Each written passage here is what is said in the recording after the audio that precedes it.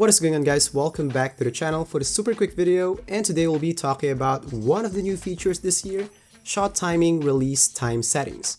By the way, if you haven't watched my bully, measure, claymore, and pass accuracy test, everything is on the channel. It would be really cool if you guys can check it out. So basically, this one here, which is under your controller settings, is used if you want to make your shots faster or slower without affecting any other factors on your jump shot. So it's like this settings here will only move your green window. So you got very early as the fastest and very late as the slowest. So now you might be wondering, then what's the difference between this one and the traditional release speed that we know on our jump shot creator? So with shot timing release time settings, yes, you are changing the timing of your shots, but you're not touching the actual animation. In here you can notice that yes, very early is the quickest one and very late is the slowest one when you check the meter, but you can notice here that all their animations are just the same, exactly the same frames. With release speed, it's kinda different.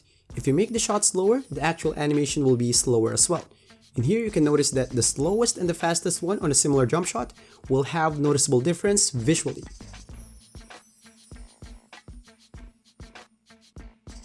So before we proceed, just want to invite you guys to like the video if liking so far. And if you're new here, I'm Choots and I do lots of detailed testings on stuff like badges, attributes, jump shots, dribbling styles, and lots of other stuff. And I'm doing YouTube full time, so expect a lot of videos. Last year I made like around 400 videos, so make sure to subscribe so you won't miss out. Trust me, I got you covered for the whole year.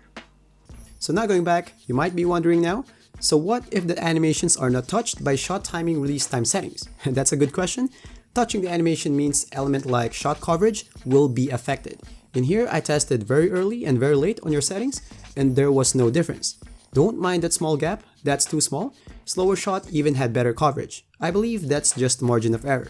This settings here will really help you if you want to change the timing of your shot without touching any other thing like the coverage. So if you have a release that you really like the flow but it's too fast for you, you can just change this settings here to very late so it will be slower without affecting the coverage. If you change the release speed and make it slower there, unfortunately you will have higher coverage. In here you can see that this jump shot here, which is very slow, will have more coverage than the faster jump shot. Don't take those numbers seriously, I'm just trying to show you that slowing down the actual animation is not just cosmetics, it will affect your challenge reduction, which you won't experience if you slow down your shot using shot timing release time settings.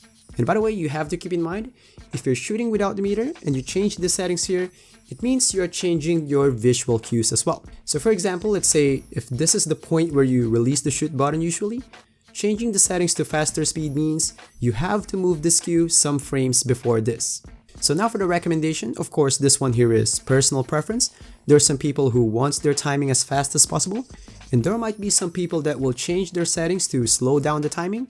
But for me personally, I always believe that if you got to exactly the same moving objects with the same size, the slower one will always be easier to hit. So I recommend tweaking it to very late to slow down your shots. Your challenge reduction won't be affected anyway. So that's all for the video. If you guys like it, please smash that like button and please consider subscribing for more videos. And don't forget to drop by the channel for lots of other contents. And as always, stay safe and happy gaming, guys. Peace.